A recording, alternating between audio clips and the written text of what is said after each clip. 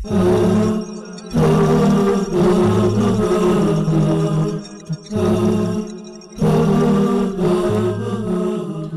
brothers and sisters going to the pilgrimage, congratulations and Assalamu alaikum wa rahmatullahi wa barakatuh.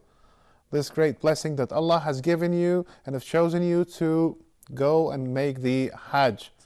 What a great blessing. Today's episode is directed to the ladies going to Hajj. Of course, the ladies have some issues and some preparations to take care of, and not just the luggage, and we're talking about the issue of period and the issues of pregnancy during Hajj.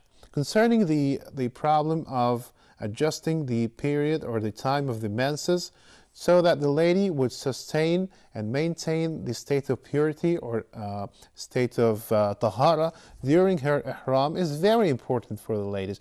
And of course, my personal advice is to start to plan for this as early as possible. Of course, there are two scenarios. The first scenario is the lady who would be knowing that she will be going for Hajj a good time before getting there. So she'll be going to her doctor, and of course, the first thing she should do is to do a pregnancy test. If she's married, she should have the pregnancy test. Make sure that there is no pregnancy, because we cannot take the drugs or the pills if she's pregnant. Of course, she would get a course of pills or contraceptive pills that would postpone or adjust the timing of the period so that when it comes, it would not interfere with the time of her ihram. The other scenario for the ladies who are getting the visa late or getting very late to Saudi Arabia to have the Hajj, and they only have a short time, and the time of their period coincides with the time where they should be maintaining their ihram. And of course, for these ladies, we take what the lay people would call it the period postponing pills, or which are known as the progesterone. The ladies would take the progesterone, 5 milligrams, 3 tablets per day. Should be starting before the period starts, at least a day or two before their period starts, and they should continue to have these pills all the way until they come back safely, inshallah, to their homes.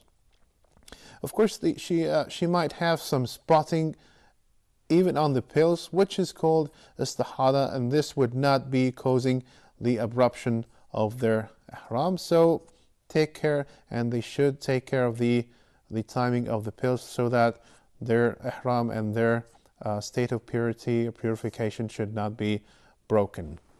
One of the important things that the ladies should, as we said, should not be pregnant if they're having the long term or the long planned term before that.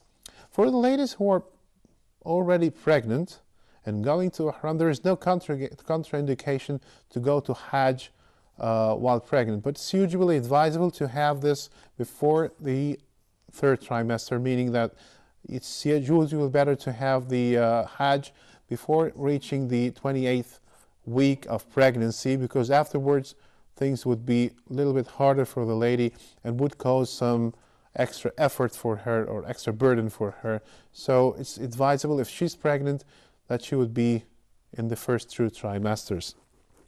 You should, of course, still go to your doctor and have your medical record with you when you're going to the Saudi Arabia. Should have the full medical report for you, and of course, you should. This is a very important thing. You should have a travel insurance, medical insurance, because if Allah forbids, you might have some problems with pregnancy, or maybe you might have the delivery there.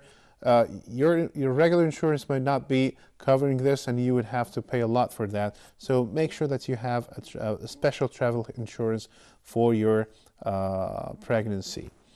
Some of the ladies should take care of especially the obese ladies, should take care of sitting in the airplane for a long time. They should have plenty of water, especially during the airplane time, because This might prevent them from having the deep venous thrombosis or the clots in the lower limbs, and they should have the stockings, the long stockings that would compress the veins in their legs, and they should not be sitting for a long time. They can walk and move in the airplane.